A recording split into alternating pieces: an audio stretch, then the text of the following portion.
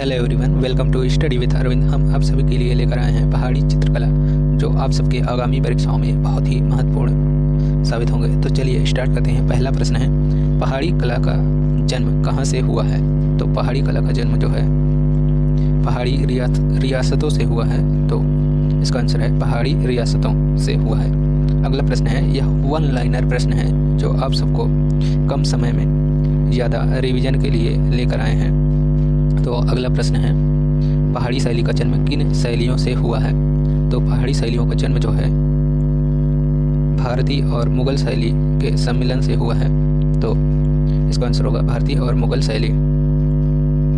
अगला प्रश्न है, पहाड़ी चित्रकला की प्रथम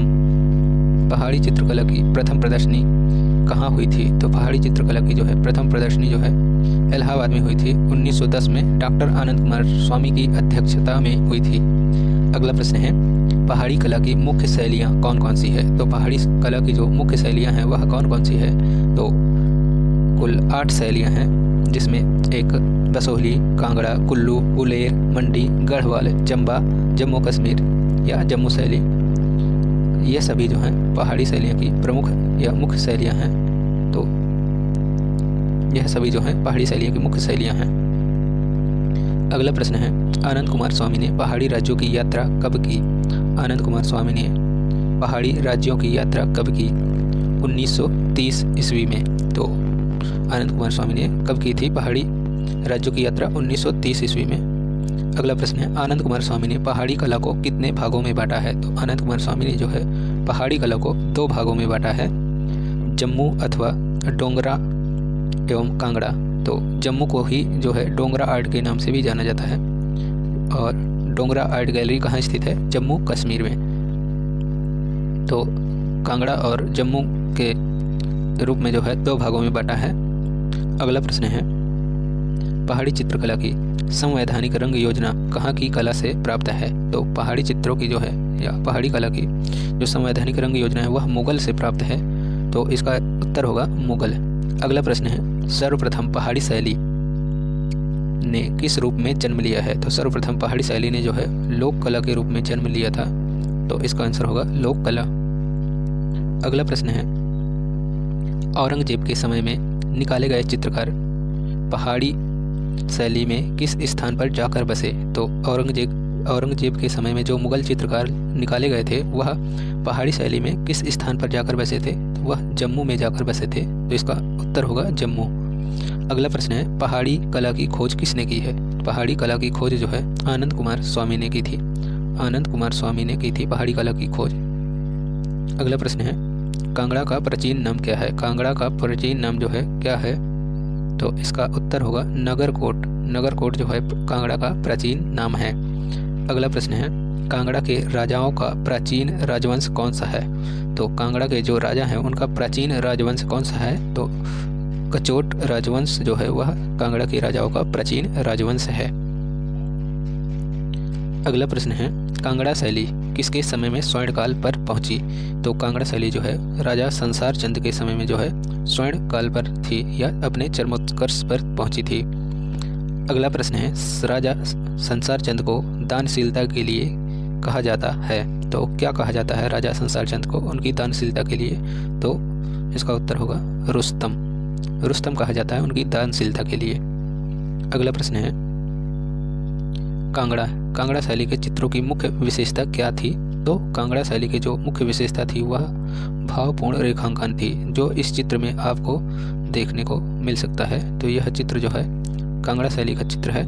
इसमें जो है भावपूर्ण जो राधा और कृष्ण का भाव दर्शाया गया है वह इस शैली की विशेषता को प्रकट करती है, इस शैली की विशेषता को दर्शाती है। तो यह जो चित्र है यह कांगड़ा शैली का चित्र है। इस चित्र का नाम है, सॉरी चित्र का नाम नहीं दिया हुआ है, यह कांगड़ा शैली का या पहाड़ी चित्रकला का है। तो यह भावपूर्ण रेखांकन के लिए जानी जाती है कांगड़ा शैली।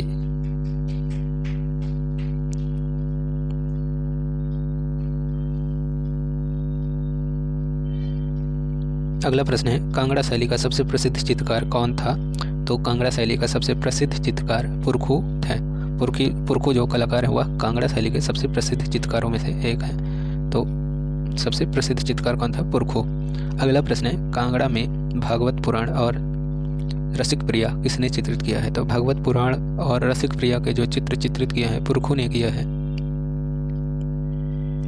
अगला प्रश्न है, कांगड़ा लघु चित्रों के विषय क्या क्या हैं? तो कांगड़ा लघु चित्रों के विषय जो हैं क्या क्या है? तो उनके विषय हैं कृष्ण लीला, नायक नायिका, भगवत पुराण, हमीर हट, नल दमयंती।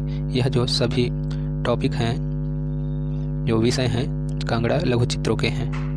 अगला प्रश्न है, संसार चंद के दरबार में अभिनंदन क्या कहकर किया जाता था? तो किसी का स्वागत या अभिनंदन करना होता था तो राजा संसार चंद के दरबार में जो है लाहौर पराबत कहकर बोलते थे कि अभिनंदन है को बोलते थे कि लाहौर पराबत है। तो किसी का स्वागत के लिए जो है लाहौर पराबत कहकर किया जाता था। अगला प्रश्न है, कांगड़ा शैली की खोज किसने की थी? कांगड़ा शैली की खोज किसने की थी?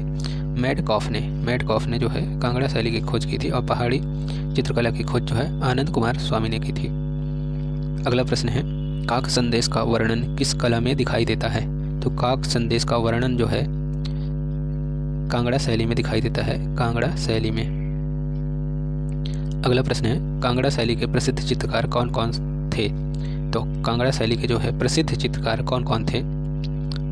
पुरखो, फत्तू, बसिया, कुशनलाल, सजनू, मलहू, घूमन, मनकू एवं नैन सुख जो है ये सभी कलाकार जो है कांगड़ा शैली के प्रसिद्ध चित्रकारों में से हैं। तो यह सभी कलाकार जो हैं यह कांगड़ा शैली के प्रसिद्ध चित्रकार हैं। तो सबसे प्रसिद्ध कौन है? पुरखो और कुशनलाल।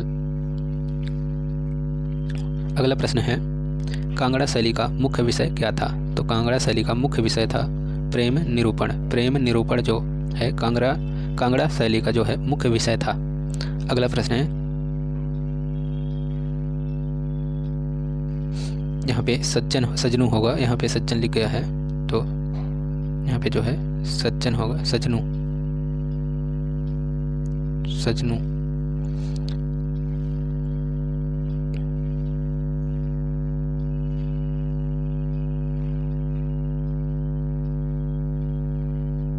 सजनों ने कांगड़ा का दरबार कब छोड़ा? सजनों जो कलाकार हैं वह कांगड़ा शैली का दरबार कब छोड़े थे? तो 1811 ईस्वी में जो है सजनू ने कांगड़ा शैली का दरबार छोड़ दिया था। अगला प्रश्न है, सजनू क्या बनाने में हस्तसिद्ध थे? तो सजनू जो कलाकार हैं वह भित्ति चित्र बनाने में हस्तसिद्ध थे, भित्ति चित्र बनाने में माहिर थे। अगला प्रश्न है, सजनू का कौन सा भित्ति चित्र प्रसिद्ध है? तो कौन सा भित्ति चित्र प्रसिद्ध है? सजनू का कौन सा भित्ति चित्र प्रसिद्ध है? तो त्रिपुरा सुंदरी, यह मंडी के शीश महल में चित्रित है। तो त्रिपुरा सुंदरी नामक चित्र जो है भित्ति चित्र किसका है? सजनू का। अगला प्रश्न है, सजनू ने कौन सी चित्रावली मंडी के राजा ईश्वरी सेन को भेंट दी? तो सजनू ने जो है हमीर हट जो चित्रावली है इसके 21 चित्र जो है मंडी के राजा ईश्वरी सेन को जो है हमीर हट के इस 21 चित्रों भेंट की थी सजनू ने। तो इसका उत्तर होगा हमीर हट। अगला प्रश्न है, बसोहली राज्य की नींव किसने डाली? बसोहली राज्य की नींव जो है राजा भूपत पाल ने डाली थी। तो बसोहली राज्य की नींव जो है राजा भूपत पाल ने रखी थी। तो अगला प्रश्न है, बसोहली चित्रों की मुख्य विशेषता क्या थी? तो बसोहली चित्रों की जो है मुख्य विशेषता थी चक्षु या नयन चित्रण। तो जो बसोहली शैली में आकृतियों में नयन बनाए जाते थे वह नेत्र या चक्षु वह बहुत ही सुंदर और आकर्षित रहते थे। तो वह के जो विशेषता थी चक्षु थे। तो इसका आंसर होगा चक्षु।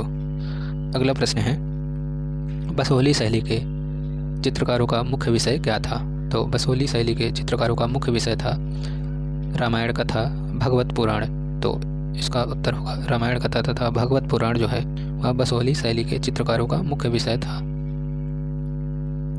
यह जो गिरि गोवर्धन चित्र है यह बसोहली शैली का ही है।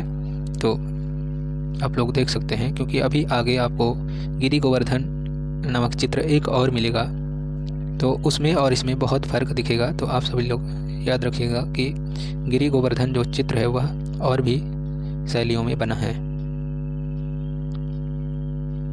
अगला प्रश्न है, बसोहली के समस्त विषयों में चित्र के प्रेरणा स्रोत रहे हैं। तो बसोहली के समस्त विषयों में चित्रों के प्रेरणा स्रोत रहे हैं कृष्ण और उनका प्रेम।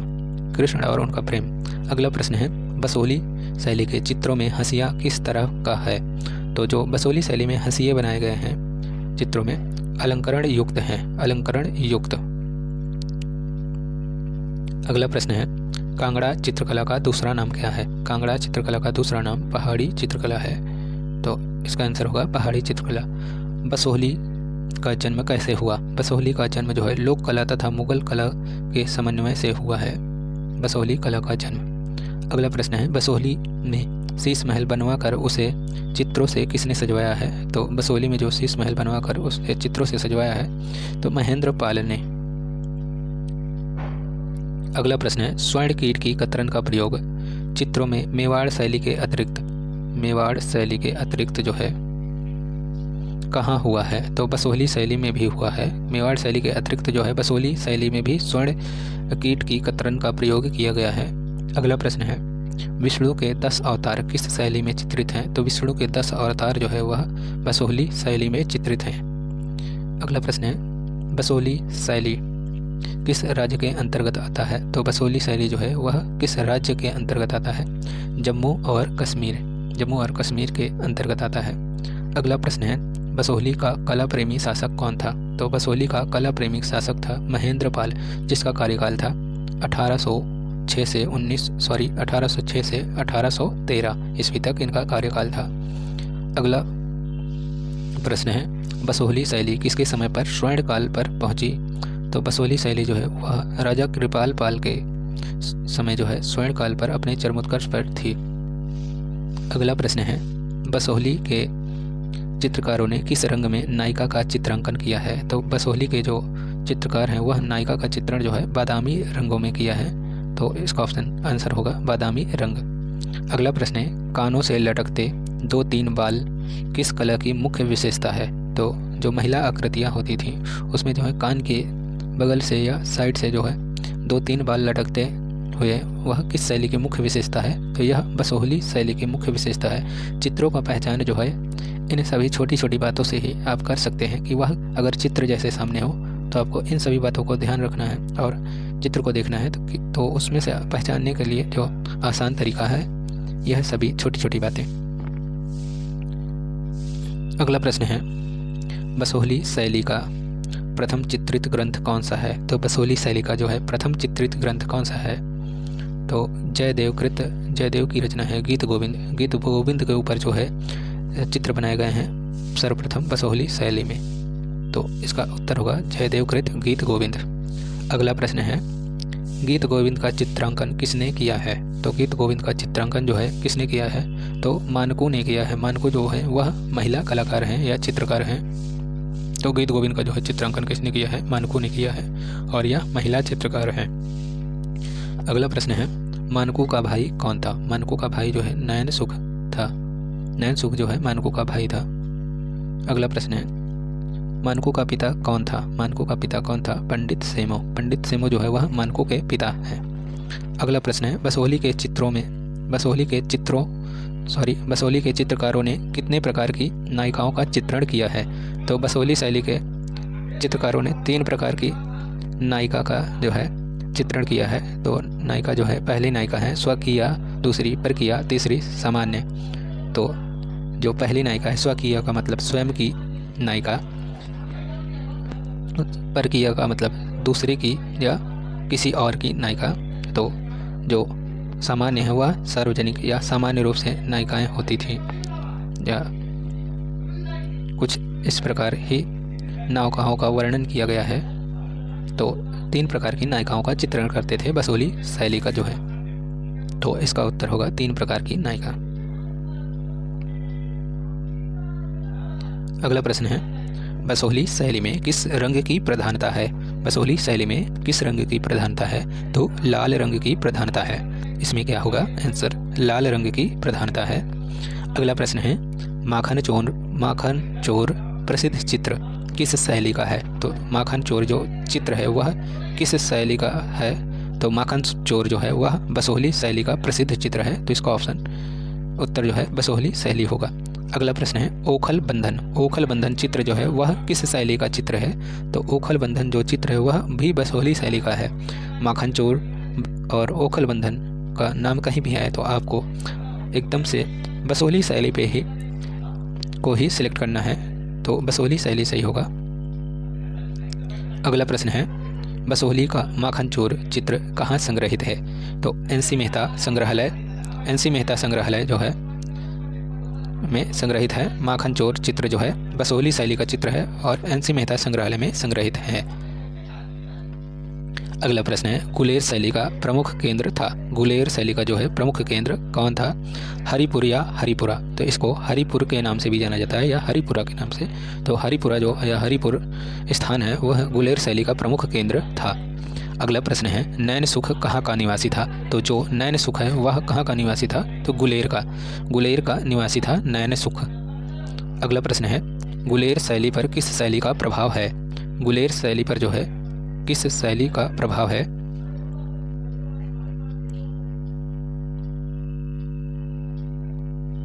तो गुलेर शैली पर जो है किस शैली का प्रभाव है? मुगल शैली का। अगला प्रश्न है कौन सा चित्रकार चंबा से गुलेर आया था? तो कौन सा चित्रकार है जो चंबा से गुलेर आया था? तो राज सिंह के समय जो है निक्का चित्रकार जो है चंबा से गुलेर आया था, तो इसका आंसर होगा राज सिंह के समय जो है चंबा से गुलेर आया था निक्का चित्रकार। यह पहले जो है चंबा शैली में काम किया है, निक्का चित्रकार जो है चंबा में काम किया है, फिर गुलेर में भी काम किया है।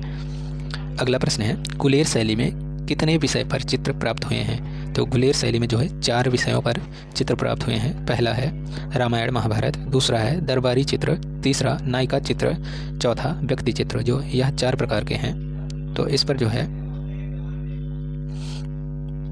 जो है गुलेर शैली में चित्र बने हैं, तो इसका ऑप्शन यही सही होंगे रामायण महाभारत, दरबारी चित्र, नायिका, व्यक्ति चित्र। अगला प्रश्न है गुलेर शैली का मुख्य विषय क्या है? तो गुलेर शैली का मुख्य विषय जो था वह रामायण महाभारत है। अगला प्रश्न है गुलेर शैली का प्रसिद्ध चित्रकार कौन था? तो गुलेर शैली का जो प्रसिद्ध चित्रकार थे वह थे नैन सुख और मानकू। नैन सुख और मानकू जो है वह गुलेर शैली के प्रसिद्ध चित्रकार थे। अगला प्रश्न है कला देवी का चित्र कहाँ से प्राप्त हुआ है? तो कला देवी का चित्र जो है वह किस शैली से प्राप्त हुआ है? तो गुलेर शैली से जो है कला देवी का चित्र प्राप्त हुआ है। अगला प्रश्न है कला देवी में कितने कलाकारों, कला देवी जो चित्र है उस चित्र पर कितने कलाकारों के नाम प्राप्त हुए हैं? तो इसका उत्तर होगा 19 चित्रकारों के जो है नाम प्राप्त हुए हैं। कला देवी का जो चित्र है उस पर जो है 19 चित्रकारों के नाम प्राप्त हुए हैं। अगला प्रश्न है चंबा क्यों प्रसिद्ध है? चंबा जो है रुमालों के लिए जाना जाता है, तो इसका उत्तर होगा रुमालों के लिए। अगला प्रश्न है चंबा का प्रसिद्ध चित्रकार कौन है? तो चंबा का प्रसिद्ध चित्रकार जो है निक्का है। निक्का जो है पहले चंबा में काम किया, फिर गुलेर शैली में चला गया था। अगला प्रश्न है कौन सा चित्रकार गुलेर से चंबा आया था? तो कौन सा चित्रकार जो है गुलेर से चंबा आया था? तो जो निक्का है वह पहले चंबा में था, फिर गुलेर में गया और फिर जो है चंबा में आ गया था। तो नैन सुख का पुत्र है निक्का और यह गुलेर से चंबा में आ गया था फिर। अगला प्रश्न है चंबा का दूसरा श्रेष्ठ चित्रकार कौन था? तो चंबा का जो है दूसरा श्रेष्ठ चित्रकार कौन था?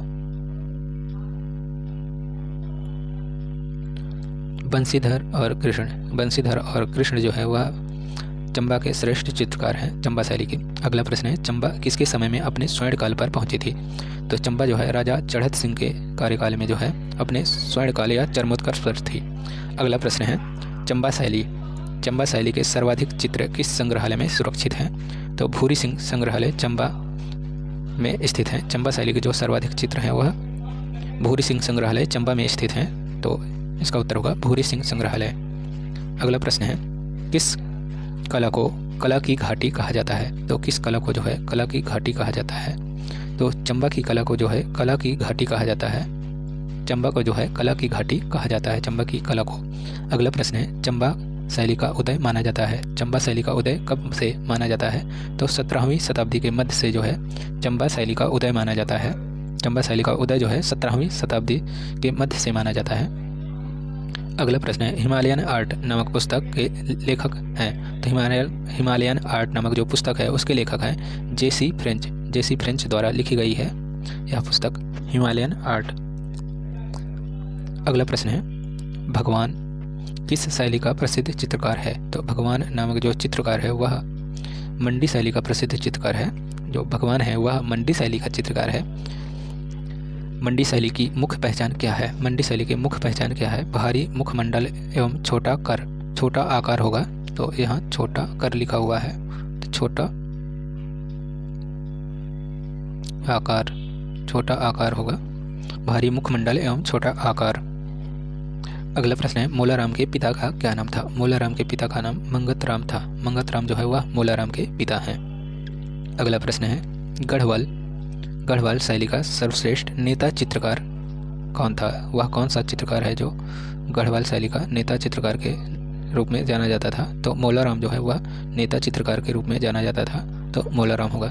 अगला प्रश्न है, गढ़वाल शैली की खोज किसने की है। तो गढ़वाल शैली की खोज जो है मुकुंदी लाल ने की थी 1908 में जो है मुकुंदी लाल ने गढ़वाल शैली की खोज की थी। तो इसका उत्तर होगा मुकुंदी लाल 1908 में।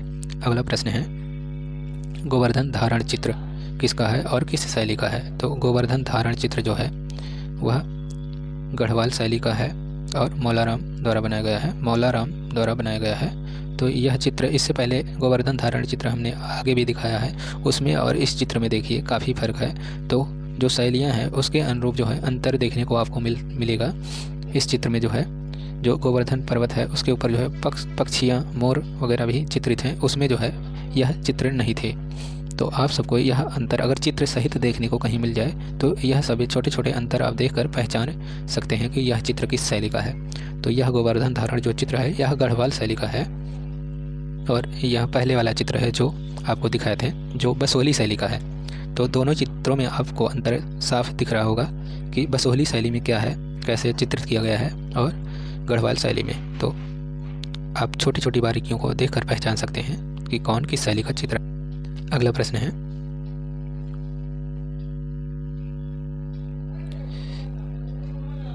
मोलाराम ने किस चित्र में कृष्ण के गले की माला जो है पैरों तक बनाया है। तो मोलाराम ने जो है गोवर्धन धारण चित्र में जो है कृष्ण के गले की माला जो है पैर तक बनाया है, तो गोवर्धन धारण। अगला प्रश्न है, आँख मिचौली चित्र किसने बनाया है। तो आँख मिचौली जो चित्र है किसने बनाया है। तो मोलाराम ने बनाया है। आँख मिचौली नामक जो चित्र है उसे जो है मोलाराम ने बनाया है। अगला प्रश्न है, आँख मिचौली चित्र क्यों बनाया गया है। तो आँख मिचौली जो चित्र है वह मानकों को चित्र सिखाने के लिए बनाया गया था। मानकों को चित्र सिखाने के लिए बनाया गया था। अगला प्रश्न है, वर्ष 1910 में आयोजित इलाहाबाद की प्रदर्शनी ने डॉक्टर आनंद कुमार स्वामी ने मोलाराम के कितने चित्र खरीदे हैं। तो 1910 में जो प्रदर्शनी हुई थी पहाड़ी शैली की या पहाड़ी चित्रकला की, तो उसमें जो है मानकों के चित्र जो है 6 चित्रों को जो है आनंद कुमार स्वामी ने खरीदा था। तो 6 चित्र को आनंद कुमार स्वामी ने खरीदा था।